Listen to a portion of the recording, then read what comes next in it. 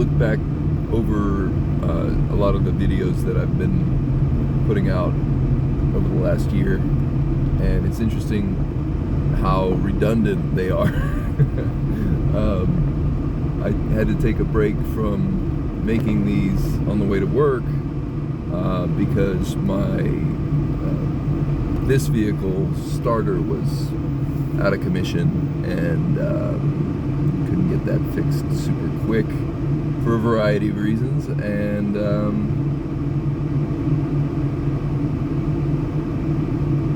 so I took the opportunity to evaluate what I was actually saying, and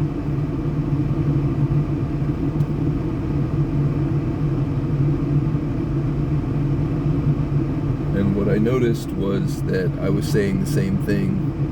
over and over again, and I think what the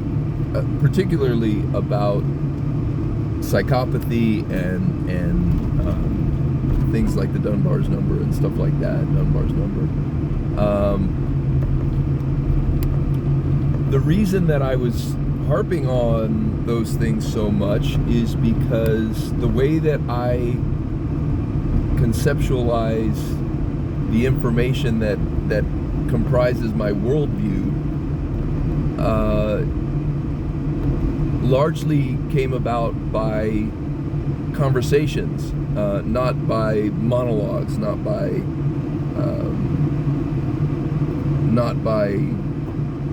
PowerPoint presentations and things like that. And one of the things that I've found that I do is, and this, I don't think this is peculiar to me, but I tend to keep track of the individual that I'm conversing with, even over long periods of time, and I'm able to keep fairly decent track of what foundation stones I've laid in getting to the actual point, or I mean, they're all the point, but in getting to a different level of completion of this worldview and the communication of that worldview. So for some reason, that's really easy for me to do one-on-one. It's really, really hard for me to do in large groups,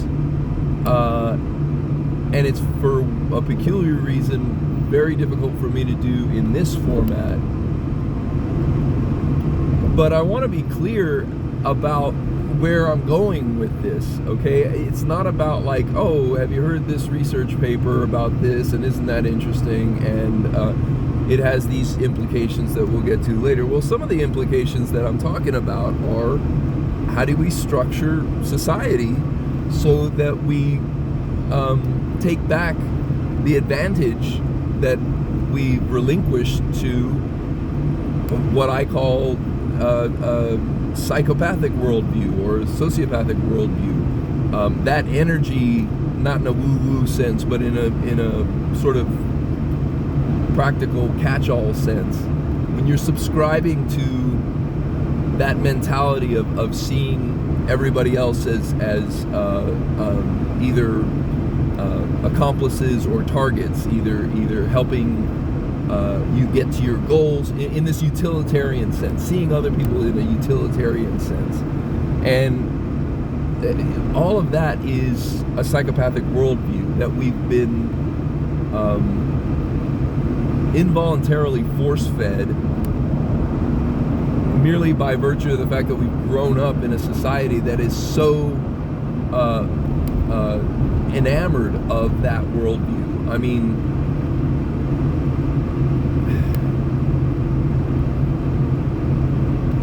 it is inescapable to come to certain conclusions about how to make it in this world. I mean, just in simple terms, you know, capitalism is absolutely an evolutionary algorithm that selects for psychopathy or for at least for psychopathic traits. And one of the bits of a clue about why that is or that it is that what it does is it creates a really artificial binary where all human value is reduced to the value of $1, or it's worthless. So in the broad sense of what is valuable as a human endeavor, if it's not making money, it's not valuable. It's the same thing as a forest isn't worth anything until you cut it down to a capitalist, that sort of thing. But I actually think that some forms of capitalism would be compatible with a non-psychopathic worldview. But that's, again, for another date. I just want to say that there is a there that I'm trying to get to, and it has to do with it has a lot to do with why I'm presenting this on the way to my day job, which is not what I think I should be doing with my life, at this point. But you do what you got to do, and I think that there's people like Gary Vee, who I've quoted before, or tipped a hat to at least, who is an unabashed capitalist, and he thinks that the system is working or can work for anybody who's willing to work for it. I have a lot of issues with that, but I think the dude is a good dude, and I think he's got a lot of valuable information. He's good at the rah, but he's also good at saying, you know what, there's nothing wrong with doing honest work when you look at your situation and you go, some of these lofty ideals that you're working toward, or your passion projects, or whatever they might be,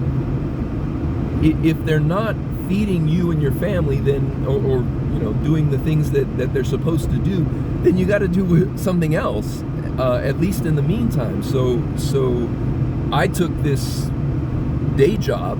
at this place and I'm grateful for it, and I'm grateful for coming across that sort of perspective that says, hey, there's nothing wrong with that, because a lot of times I feel like, well, there is something wrong with that.